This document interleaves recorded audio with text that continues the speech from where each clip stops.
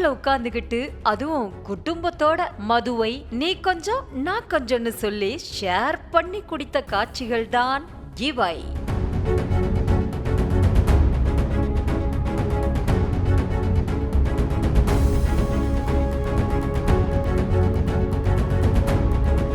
சென்னை அடுத்த பொன்னேரி காரனோடை பகுதியில் சாலையோரம் இருக்கும் டாஸ்மாக் கடை அப்பகுதி மக்களுக்கு தலைவலியா மாறியிருக்கு. பள்ளி மற்றும் கடை வீதிக்கு அருகிலேயே இருக்கும் இந்த டாஸ்மாக் கடை அவ்வழியாக செல்லும் பெண்களையும் குழந்தைகளையும் முகம் சுழிக்க வச்சிருக்கு.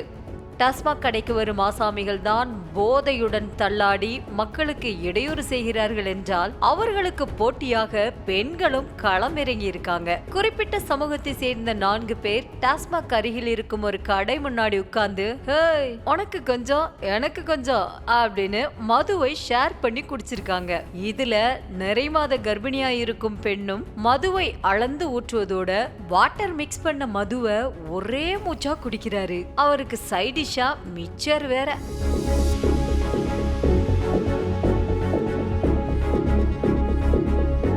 இப்படி சாலையில் அமர்ந்து குடும்பமே மது அருந்துவதை பார்த்த அப்பகுதி மக்கள் முகம் சுழித்தபடியே சென்றனர். பள்ளி மற்றும் பொதுமக்களின் நடமாட்டம் இருக்கிற இடத்துல டாஸ்மாக் இருப்பதால் யாருமே அந்த வழியா போக முடியலன்னு இந்த போதை ஆசாமிகளால தொந்தரவு இருப்பதாகவும் அப்பகுதி மக்கள் குற்றம் சாட்டி வர்றாங்க.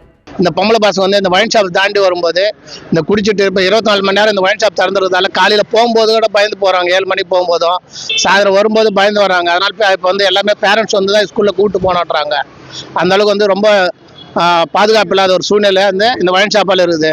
பள்ளிக்கு அருகிலேயே டாஸ்மாக் இருப்பதால் மாணவ மாணவிகளுக்கு பாதுகாப்பற்ற சூழல் இருப்பதா அப்பகுதி மக்கள் வேதனை தெரிவிச்சிருக்காங்க.